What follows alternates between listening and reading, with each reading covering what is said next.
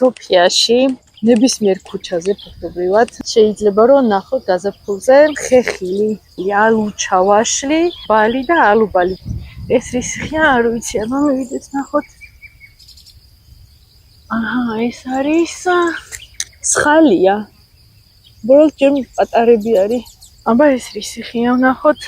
ვაშლს გავს, უბრალოდ ძალიან პატარაა ახლა. ვაშლი აშკარად კი. ესეც ასე შუა მინდორზე არის.